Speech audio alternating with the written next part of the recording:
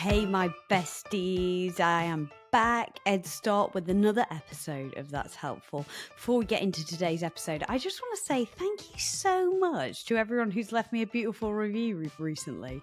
You can do so on Apple Podcasts and on Spotify. You can even leave me a comment on YouTube, where I'm now putting our episodes. So if you like to see our smiling faces, please hop on there too. I'll put the link in the show notes. But the reviews, genuinely, they make my day, and I absolutely adore reading them. Plus, it helps other people find our little self-improvement club, so it is so valuable. Thank you, I really appreciate it. And if you haven't already, I'd really appreciate it if you would. Now, today, research shows that on average, we make 1,500 decisions per day. Some of them have the capacity to change our entire lives. Should you take that job, send that email, end the relationship, or take the leap into the unknown? And there are so many other things going on in our brain when we're making these huge life decisions. Stress, deadlines, overwhelm, analysis, paralysis.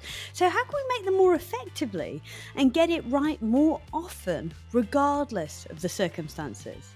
Well, that's what we're going to learn today from a man whose job revolved around making big decisions under big pressure. I'm talking life and death. He's a former fighter pilot. Before we get to that, though, if you're feeling slightly decision fatigued right now and it's only mid-January, I hear you. I want to tell you about my friends over at YouFoodz. They're doing the heavy lifting when it comes to your nutrition, so you don't have to. And this episode is brought to you by them. Here at That's Helpful, you know I'm all about the simple shifts that immediately make life easier, healthier, and more enjoyable. YouFoodz is one of them. They take the stress out of meal prepping and take on the mental load of making sure your meals are fresh, healthy, and nutritionally balanced. So if you're looking to make a healthy shift this new year when it comes to your eating, YouFoodz could well be the answer you're looking for. They're always adding new meals and tweaking recipes to keep it even more delicious than ever. And best of all, there's no cooking, no dishes, no cleanup. Every week you choose from 60 meals, you let gourmet chefs whip them up for you and have them delivered to your door fresh, never frozen.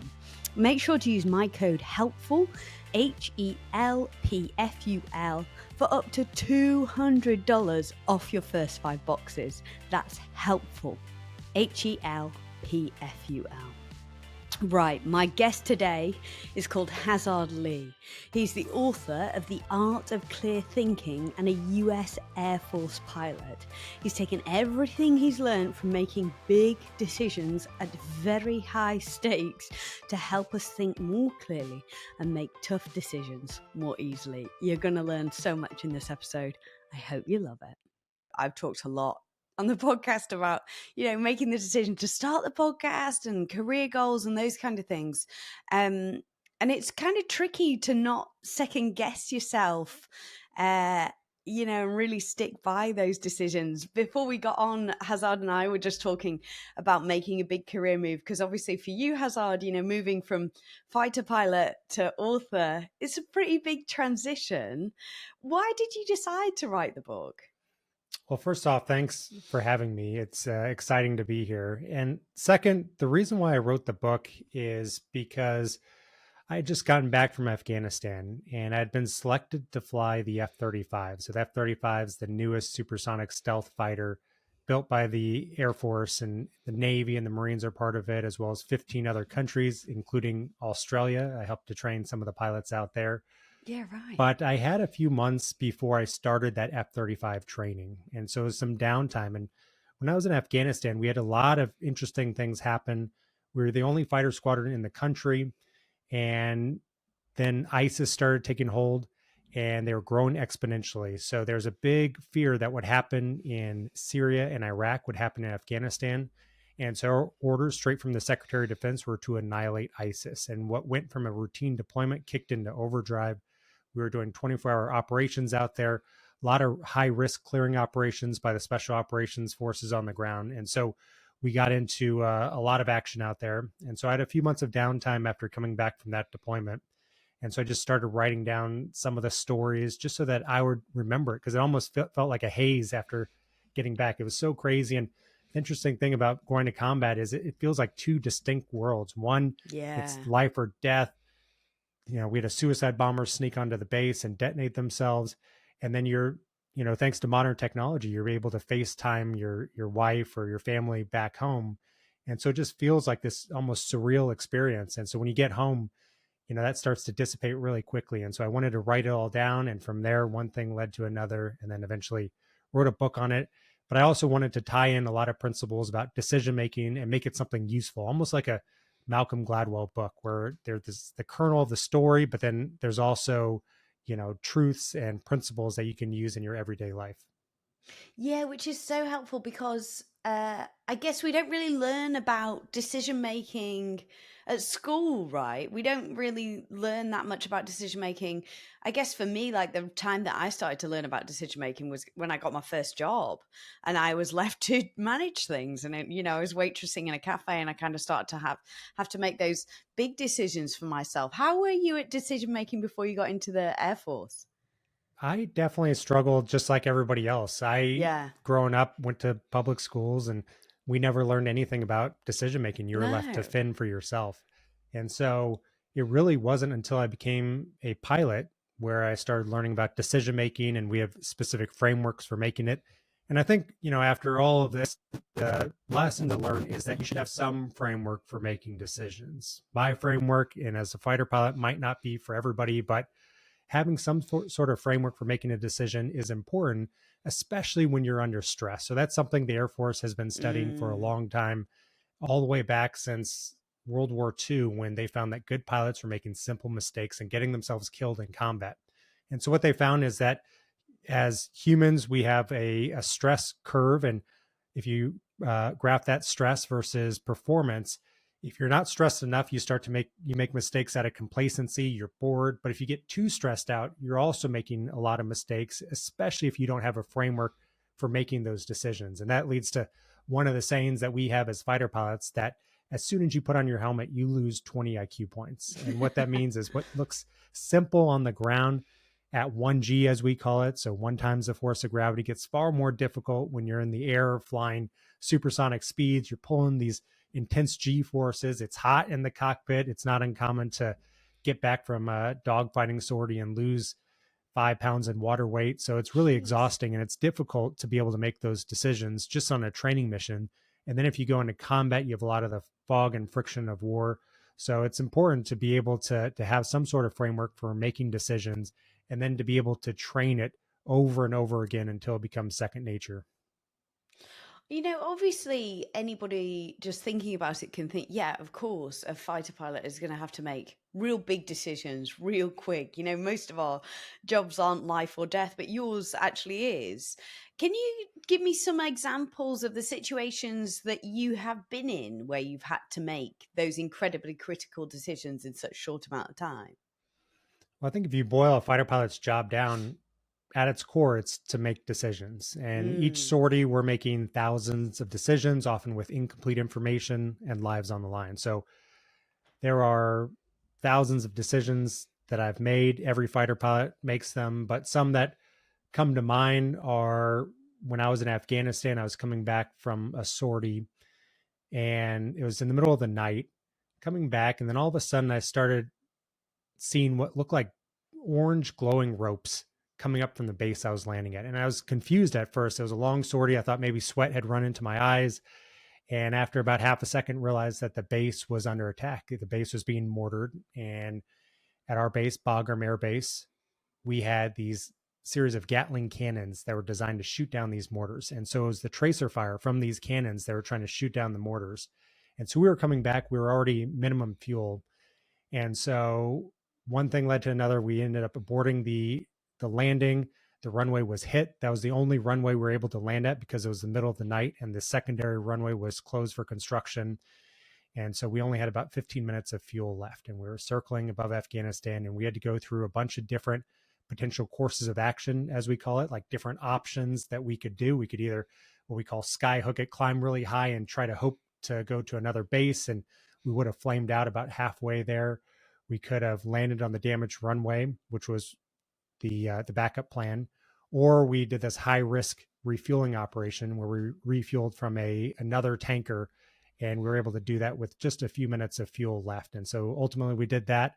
And fortunately, we were able to stay airborne until they repaired the runway and land. And it was a eventful sortie, but fortunately, nobody got hurt. Yeah, wow. How did you come back to a desk job after that? Like when I've talked to people, I've talked to people who were, spies in the Cold War, or people who've been in military combat, or people whose lives have pushed their brain to such extreme circumstances, and then coming back. I honestly think your brain is then like rewired to that point, and then you come back and nothing compares to that. How do you find adjusting to going back to like a quote unquote normal life? Yeah, it's difficult, especially coming back from combat, because they're, life and death situations. Then you come back and everybody's worried about, just the The simplest neighbor's things, fence. getting parking spots, having their latte. And so I think a lot of veterans actually struggle with that. But Mm, for me, it's not ever been about the adrenaline, maybe early on, but eventually that adrenaline fades and it becomes about learning. And so for me, mm. the biggest thing about being a fighter pilot has been about learning and getting better at your craft. It's a long process to become a fighter pilot. Pilot training, when you first start, only about 3% of people are selected for pilot training. And I Wow. remember this was about 15 years ago. You show up and you've made it through all these different filters, and you're in a class of about 30 people that all are like you, all really excited to fly. And I remember the first day there were a bunch of meetings, and the last one was titled Pep Talk. And so we make it through all the meetings. The last meeting, the wing commander walks in, this old grizzled vet, scars on his face. We're all standing at attention. He's in charge of the entire base. And he says, I want you guys all to close your eyes. So I close my eyes. He says, all right, how many of you want to be fighter pilots? Raise your hand. So I raised my hand, and he said, all right, open your eyes. Everybody had their hand raised. And he said, all right, 2 of you will become fighter pilots if you're lucky. The rest of you will either wash out or fly heavies, which are the tankers and transport aircraft. And he said, I want you to think about that while you're here. Good luck. And with that, he walked off the stage. And I remember thinking, that's some pep talk. But for me, it's always been about just trying to get better at each stage, because no fighter pilot, I've had a chance to instruct hundreds of fighter pilots. No fighter pilot is good when they first start out. They're all Mm-hmm. terrible. And so it's just about trying to get 1% better each day. And so I try to apply that to writing as well now. So I write. I'm still a reservist, so I fly a couple times a month, but the rest of the time I have a desk job, as you call it. So I'm sitting here staring at a blinking cursor, writing a book. And I wrote every word in that book, which was difficult as a fighter pilot to be able to sit down and write. It ended up being 65,000 words, but it was the draft like 85, 90,000 words. And so you're moving all these chapters. And the longest thing I'd ever written before was 10 pages.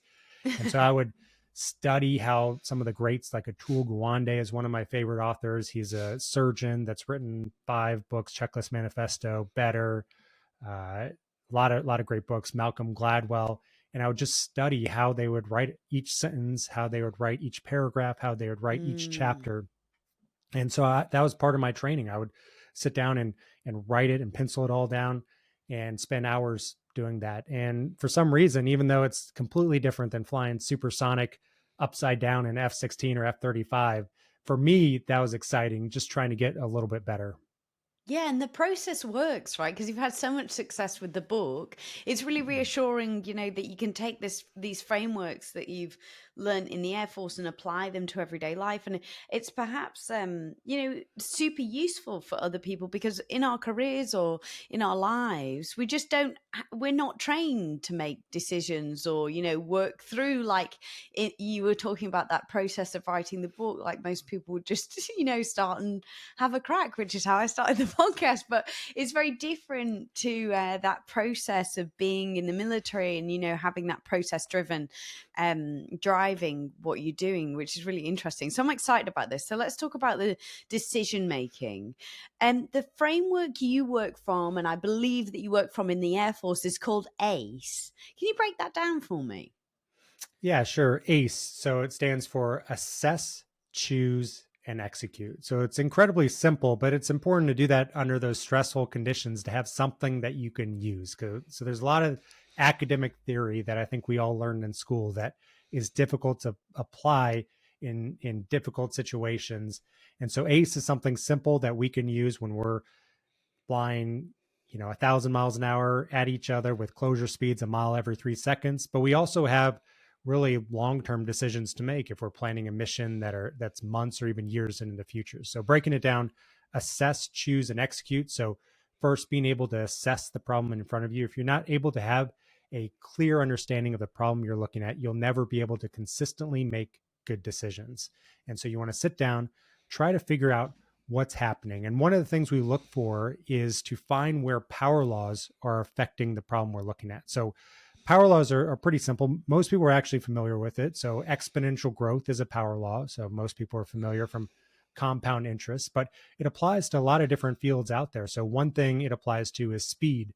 For us, that's important if we have to eject out of a plane. So when we're flying fast, speed is exponential or force on your body is exponential according to the speed you're going. So if you are ejecting going 100 miles an hour versus 1,000, even though it's 10 times the speed, it's really 100 times the force on your body. So if you've seen the latest Top Gun, Maverick ejecting at Mach 10, he's really going to just turn into jelly because of this principle. But another aspect of this is speeding in cars. So for decades, cities and states have been trying to get people to slow down because speed is directly correlated to increase in crashes, in deaths, as well as fuel inefficiency. And so the biggest factor that they've found is people don't understand that speed doesn't linearly increase with the time it takes to travel to a distance. So if you go from, say, 45 to 60 miles an hour, the difference between going from 60 to 95, the same difference is going to be about half the time saved over the course of 10 minutes or so. So what they found is these paceometers, as they're called, if you put them in cars instead of speedometers, people tend to make the right decisions just based on being able to assess the problem themselves. So exponential growth is one. Another is the law of diminishing return. Again, most people are familiar. You go into a gym and you work out. If you do the same workout over time, you're eventually going to plateau. That's the law of diminishing return right there. It's why you only need a little bit of soap when you're washing your clothes in the laundry, and then also why a $100,000 Corvette can usually keep up or pretty close to a $500,000 supercar. So law of diminishing return. And then the third one that most people need to understand are long tail power laws. This is why Netflix, there are a few shows that really are viewed more than all the rest of the catalog that Netflix has combined. Same thing with podcasts. You have Joe Rogan that probably accounts for more than pretty much everything else combined. So understanding these different power laws is important to not only being a fighter pilot, but pretty much to everybody else out there. So first is being able to assess the problem in front of you. Next is being able to develop potential courses of action. So this falls under the choose umbrella. One way that we do that, and we've been using it as an Air Force since Desert Storm, is something called effects-based operations. So we are divorcing what is the tool. So in the past in warfare, what we would use is it was force on force attrition. The enemy sent up a bunch of enemy fighters. We would send up a bunch of fighters. We would duke it out in the sky. Whoever won. Same thing with tanks. But starting in the early 90s with Desert Storm, we started to make it about effects. What is the effect that you're trying to generate? And so this is where a lot of those shock and awe campaigns come from, where we're trying to cripple the enemy's ability to have a integrated air defense system. So being able to separate those two allows you to come up with creative solutions. Once you have multiple solutions, now it's time to choose the correct one. And so the framework we use for that is something called finding the expected value. So expected value, it's simple. It's something that lions use on the plains of Africa when they're doing a hunt to, what most people do when they're trying to make decisions. But this is just a way to quantify it, to write it down. And that's finding what is the good that's going to happen times what's the probability of that happening minus the risk. What's the bad times the probability of that happening. Now you're going to have to essentially guesstimate it, something we call fast forecasting, because outside of coin flips and dice rolls, it's impossible to get an exact answer, but that's okay. So you want to use your your intuition and your experience that you bring from a career of doing this to be able to estimate that. And it's good if you have multiple people that are doing this together, and you can figure out, if you have a similar answer to somebody else, your probability that that's correct will increase, because now two people have come up with a similar solution on their own. You might find eventually, if this is a corporate setting, that you are wrong. That's a great way for you to update your mental model, so the next time you come up with a similar decision, you can be better at it, or you can be the hero for the day. You can be the person that finds the solution that everybody missed. And I've seen this happen several times in my career. We have a lot of elaborate computer models that we use in the Air Force, and usually people are intimidated by these because they don't quite understand them. But I found several times that people have been able to check those computer models by essentially fast forecasting an expected value on their own, finding that actually somebody just fat fingered the data entry and they were able to save the decision. And then lastly, being able to execute, being able to carry out the decision. We talked about how people's IQ decreases when you get stressed out. I think a lot of people experience this with public speaking or any sort of other thing that you feel stressed out. You might not feel as smart as you normally do. And so as fighter pilots, especially the last 10 years, we've been working from a human performance standpoint of how to be able to decrease stress to get yourself into that optimal zone. One place that we experience this is refueling. So talked a little bit about that earlier, but you're pulling up behind essentially an airliner filled with fuel. And you've been taught your entire career never to hit another aircraft. Now you're intentionally touching another aircraft going 350 miles an hour. And so it's pretty stressful the first couple times you do it. And we've actually put heart rate monitors on new pilots, and their heart rates will be about 170 beats a minute, like an all-out sprint, even though they're sitting just like we are right now. And so finding ways to get more relaxed, to activate the parasympathetic nervous system, to slow them down, to be able to make good, rational decisions is important. And then to be able to actually execute and carry out what they're trying to do. Now, if you're looking to make a healthy shift this new year when it comes to your food and nutrition, YouFoodz could well be the answer you're looking for. They'll take on the mental load of meal prepping so you can focus on making the big decisions that really matter. They'll deliver gourmet, nutritionally balanced meals, fresh, never frozen, right to your door. All you do is hop online, choose what you like the look of from over 60 meals that are constantly being tweaked and added to so that they're more delicious than ever. Make sure to use my code HELPFUL for up to $200 off your first 5 boxes. That's HELPFUL, HELPFUL, for up to $200 off your first 5 boxes. Wow, so there's a lot in this, but when we start to use it, and I guess when we start to use it, it becomes like a muscle, right? And we can feel it more as an intuition and more as a process that we just put into place every time we make a decision. You touched on it there, but how important is slowing down in all of these stages? Well, it really depends on the time frame that you have to make. So, as fighter pilots, we're sometimes making split-second decisions where you don't really have the time to consciously work through all this, in which case you have to have that intuition over the course of your career to be able to quickly and rapidly make a decision. But there are other times when we are making these long-term decisions where we're all sitting down debating the decision. So I think the biggest thing is understanding the field you're in and the time frame that you have to make. Because the time that you have to make, if you go back to those power laws, you're assessing the problem in front of you. Generally, when you're assessing a problem, it follows that law of diminishing returns. So you probably have seen a lot of people who get paralyzed by making decisions, that paralysis by analysis. This is that at play, where they're spending forever making a decision, and maybe they're finding out a little bit more about the decision, but they're spending all day doing it. Well, most people, especially as fighter pilots, we have more to do than we're capable of doing. There's so many different tasks that we have to do. We like to be 90% task saturated. Anything less, you're not max performing your jet on the battlefield. Anything more than 100%, and tasks are just now haphazardly falling off. So being able to prioritize, smartly shed those tasks to maintain that 90% is important. So any time spent when you're starting to hit that diminishing return is time wasted. So you should make the decision and move on. Another way to think about it is you're just trying to increase the resolution of making the decision until you can find the higher expected value, at that point, you just want to move on. So it's very Ooh, important that's to good. learn to be decisive. Now, there's some decisions that are one-way doors, really big decision that you can't come back from. In Hmm. that case, you want to spend a little bit more time making them. But for the vast majority of us, even as a fighter pilot, most decisions that you make, you can slowly iterate along the way. And so it's better to be decisive than to spend forever making a decision.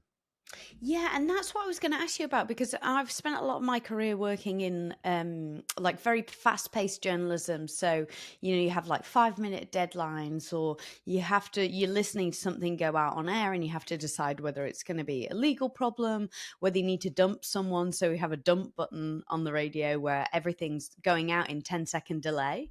And so you can hit the dump button to get rid of the 10 seconds that have just gone out. If somebody says something really rude or if someone says a swear word.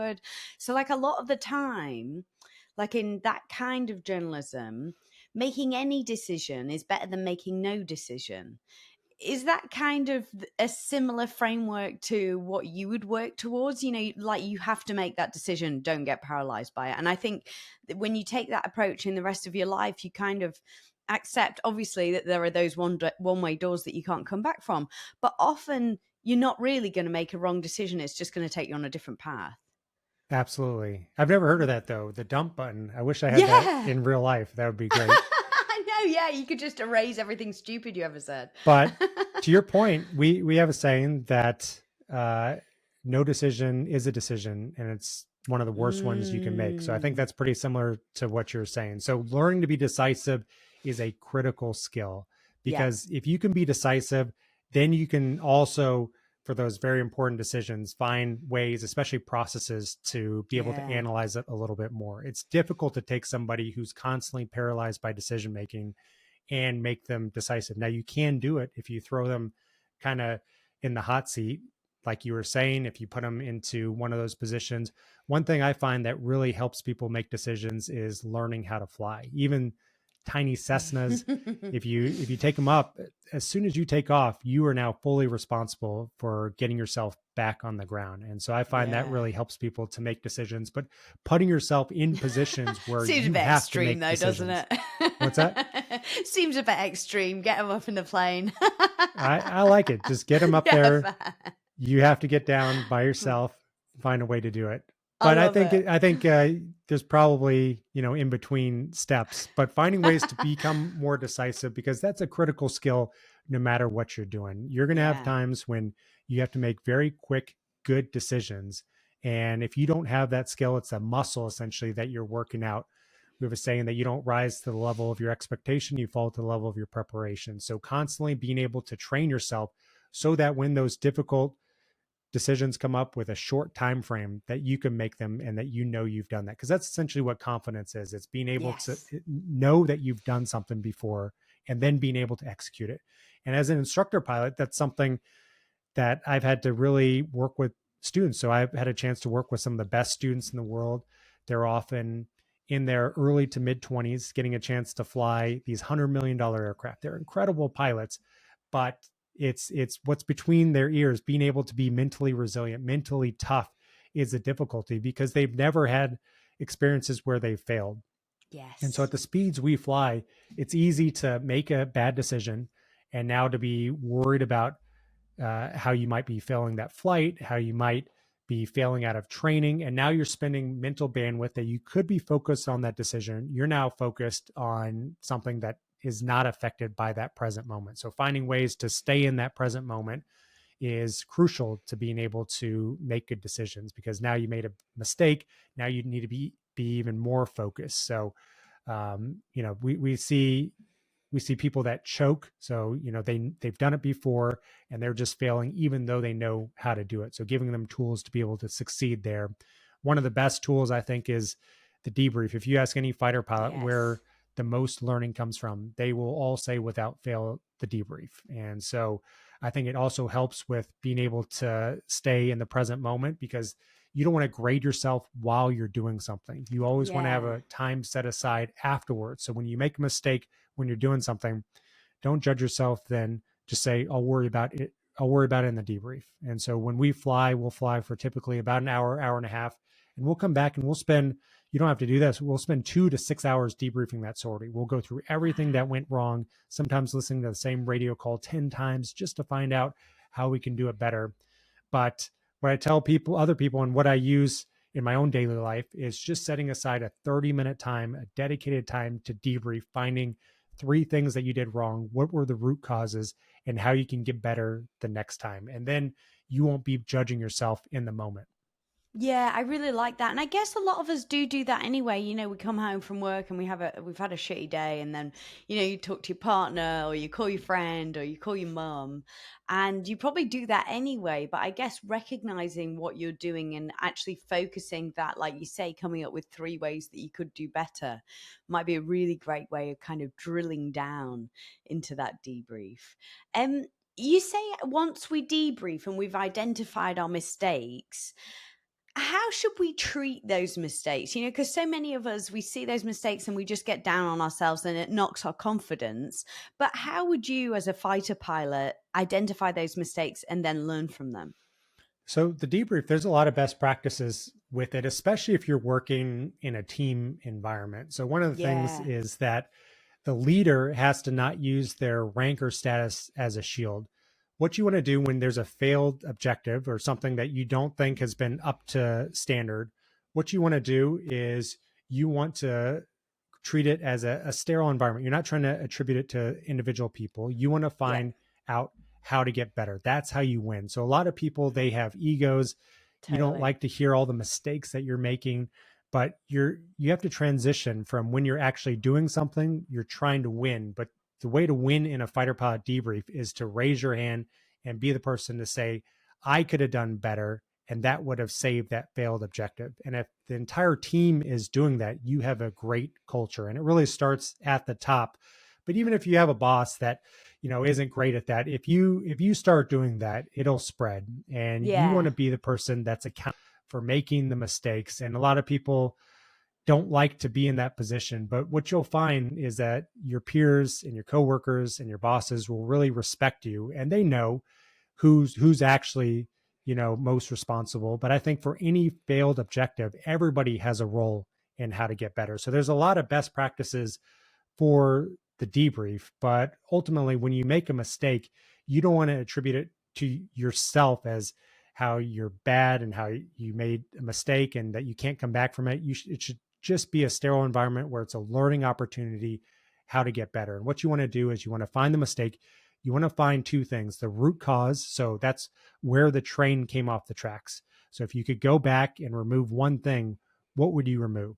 And the hmm, second thing is you want to find the biggest contributing factor, the primary contributing factor, as we say. So where the initial mistake happened and where the biggest mistake happened. And sometimes those are the same thing, but those are the 2 things you want to look for. You then want to write what you would do next time. And so you want to write it out so that it's very clear. If you're doing it in a team environment, you now want to brief it to the team how you're going to fix it the next time. So you're really giving them the why it happened and then how to fix it next time. And if you do that, I mean, excellence is just about getting 1% better each flight or each event.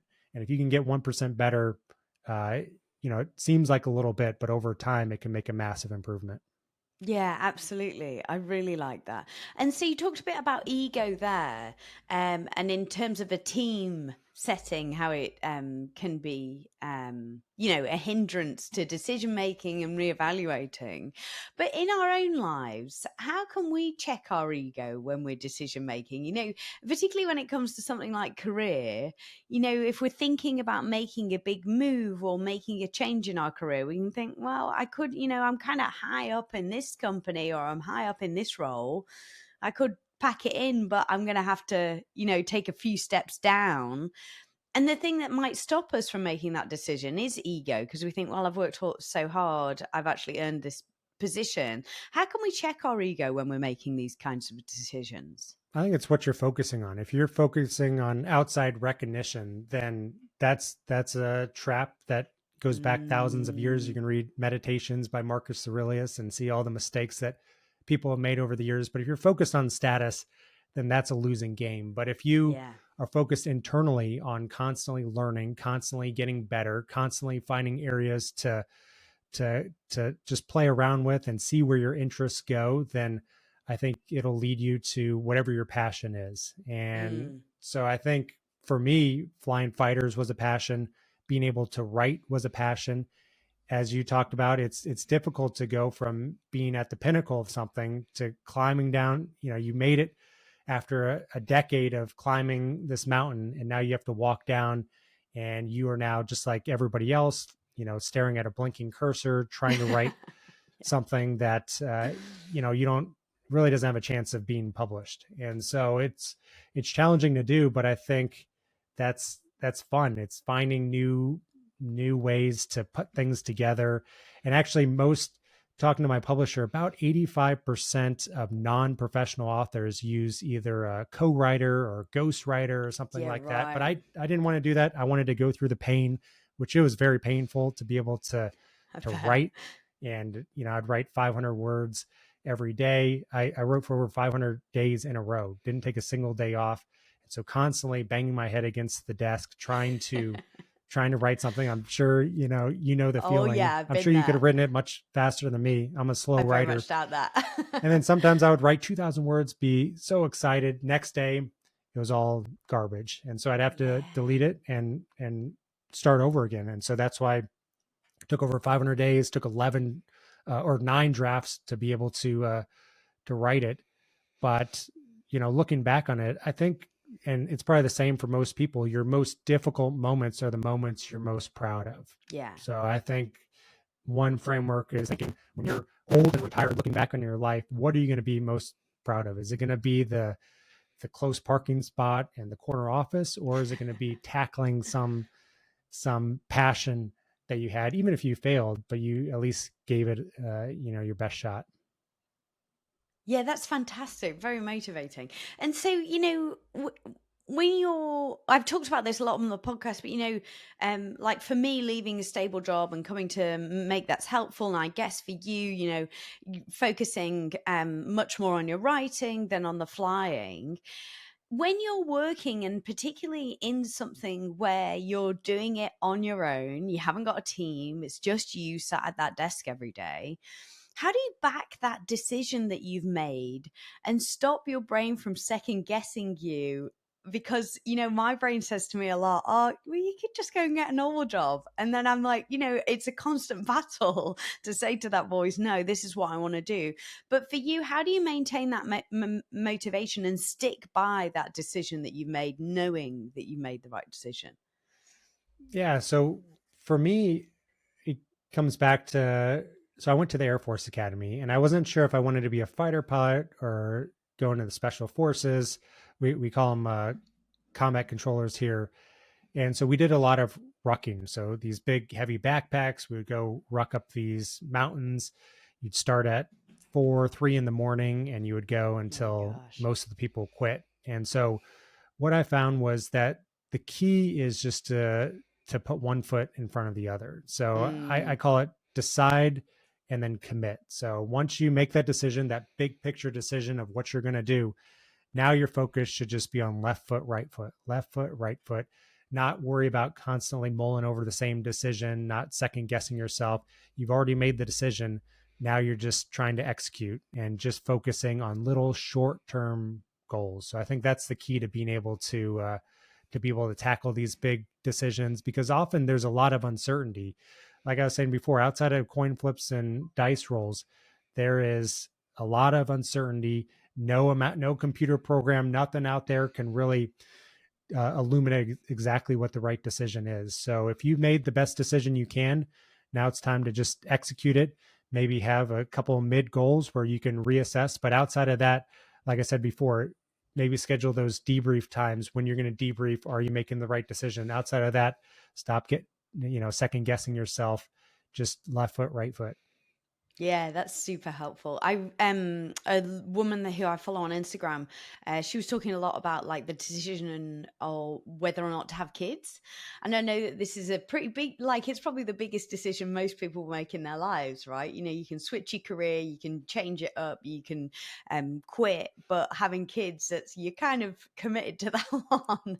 So she was talking, right. I have 2 kids, so I know what you mean. Yeah, so she was kind of evaluating this decision, and she said that the thing that the realization that she came to was that regardless of the decision she made, she'd have a brilliant life either way. And that kind of took the pressure off. So I think that's kind of ties into what you're saying about, making a decision and committing to it and knowing that wherever you end up, it's going to be the right decision for you. And I really like that. Well, and I would say in that case, so a lot of times we narrow down our decisions to two or three really good ones. And Mm. at that point, we spend forever trying to find which is the perfect decision. But hard decisions are really the easiest decisions because if you've narrowed it down to just two or three options, that means the expected value is very similar. Of course, a Mm. 75% decision versus a 25%, it's very easy to make those decisions. But 52 versus 48 or 51, those a lot of us get caught up in that. But what I talk about in the book is you should see that as an opportunity. It's a luxury that you have two or three or four potential courses of action that all look good, because sometimes there are none that looks good. So in Yeah. that case, the uncertainty probably overwhelms, whatever precision you think you have. And like your friend, both decisions are great, even if they have completely different futures in them. Yeah, yeah, absolutely. And so, as your time in the Air Force has taught you, you've been pushed to the extremes when it comes to fatigue and decision making. And for so many of us, we're probably not going to be in a similar situation, but we probably will be in a situation when we have to make these decisions in stressful environments, regardless of our job. What has it taught you about making decisions when the stakes are high, things are stressful, and you're absolutely dog tired? What are your best tactics when it comes to those situations? Well, the last one's a killer. So being dog tired Mm, is bad for everybody's decision making. So we do a lot in the human performance field of sleep is probably the best thing you can do. If you just yeah. want to forget everything I said and just get 8 hours of sleep, if you can, that would probably make you a better decision maker than any elaborate framework. So it's so important for us that we're legally obligated to have 12 hours of rest in between flights and 8 hours to sleep. And it's one of the most important things for us. And they've done a lot of studies in the Air Force where they'll put pilots in simulators, then they'll reduce their sleep the next night by an hour. And so the pilots will feel tired. They'll also make a lot more mistakes. But here's the thing, after a week, those pilots will now, if you survey them, say that they no longer feel tired, but they're still making more mistakes. And so I think that happens for a lot of us. It's this insidious decrease in performance where we get used to sleeping 6 hours or 5 hours and we think we're good. And we probably all know people that say they only need 4 hours of sleep and they're fine with I that. don't trust those people. And maybe there's a couple people that are genetically predisposed for that, but I would say the vast majority of them are kind of on this path where they're used to not sleeping very much. There have been points where I've been the same way, but the data is very clear that almost everybody needs about 8 hours of sleep. So finding ways to do that. Another is making sure you're physically fit, because if you are physically fit, you can withstand stress a lot more. So we do a lot of physical fitness, not just for the G forces, but also to be able to withstand the different stressors. Being able to, if you have to make a difficult decision, we use something called uh, uh, what we use is different lists to be able to showcase how much stress we have for the day. So we'll fill it out before every flight, what time we showed up, what mission we're doing, the last time we did it. And we're trying to get a profile of how much stress the body's under. And increasingly, we're bringing human performance metrics of how well we sleep. We'll have pilots fly with Apple Watches or Oura Rings or different other devices, their heart rate variability, all these other things to be able to factor in. And, maybe you don't want to fly that day, especially if it's training, if you've had a lot of stress. And we'll sometimes sit out students because of that. But if you can bring that lesson into your own life, and if you have a difficult decision, make sure you're well rested, that you're not frazzled from a lot of stress. That's an important aspect of being able to make good decisions. So just being able to be even keeled, to make sure you're in a good state of mind before you make a decision is important. Yeah, absolutely. It's something we absolutely underestimate too when we come into this decision making. And so, if we only remember one thing about clear thinking and effective decision making, what's the one thing you want people to take away? Have a framework for making decisions. It can be any framework that you want. There's a lot of different ones for doing it, but something simple that you'll be able to use in a stressful situation and to repeat it. The way to practice it is on simple decisions. Make simple decisions, use this framework, and then when it's a difficult decision, you'll have it at your disposal. Yeah, that's brilliant. I have one more question. What do you think about making decisions? You know, when people say, oh, I'm just going to trust my gut or my intuition is telling me to do this. What do you think about making decisions using that kind of tool? I think it's good. I think it's important to do that. I think the challenge with that is being able to convey that to people around you. So it works well for I individual just decision know. making, but I think that's why forecasting that expected value, which is essentially using a lot of that. So what does my gut say the probability of something happening? Well, that probably comes back to a lot of different things, a lot of different experiences that you've had over the course of your career to be able to come up with that. So trusting Mm. your gut is absolutely useful, but it can be challenging in those group environments, which is why I would recommend taking it one step further, finding the expected value of it, and then you have ammo to be able to explain to other people while you're going in a direction, because it can be difficult to tell your team we're going this direction because I have a gut feeling that it's the Yeah. good one. Yeah. No, that's absolutely fantastic. Thank you so much for your time, Hazard. This has been absolutely brilliant. I have loved picking your brain. I found it incredibly useful, and I'm sure everyone else will too. So thank you. Thanks, Ed. It's been a pleasure. Hasard Lee is the author of The Art of Clear Thinking and a US Air Force pilot. If you are decision fatigued right now, make sure you use my code HELPFUL, HELPFUL, for up to $200 off your first 5 boxes of YouFoodz. This episode is brought to you by them, and it could well be the thing you're looking for if you're looking to make a healthy shift this new year when it comes to your food and nutrition, but you don't want to add just another thing to your mental load. They take the pressure off for you, so make sure you check it out via the link in my show notes. I'm also going to put the link to Hasard's book in there so you can check that out and follow him on social media. Lots of cool flying videos. If you're into that, you're going to love it. And also, I'm over on YouTube now. So if you like seeing my smiling face and the guests' smiling faces too, and the various dogs wandering in and out of my makeshift studio, you're going to love it. Honestly, if that's your thing, I really think you're going to love it. So make sure you check that out too. Again, I'll put the link in the show notes. Man, they're getting mighty full this week. Make sure you check it out though. I am Ed Starr, and as always, I am so incredibly grateful to you for joining me. If there's something that you want to hear about, an episode that you would love to see made, something that you are really struggling with right now, please send me an email. I would love to hear from you, or find me on social media. I'm over there at That's Helpful Pod, and just send me a DM. I honestly, I'm doing this for you. I love it. And when you leave me a review and say that it's helpful, you genuinely light up my life. So if there's an episode you want to see made, you just let me know. I'm here for you. I'm Ed Starr. I sincerely hope that's helpful.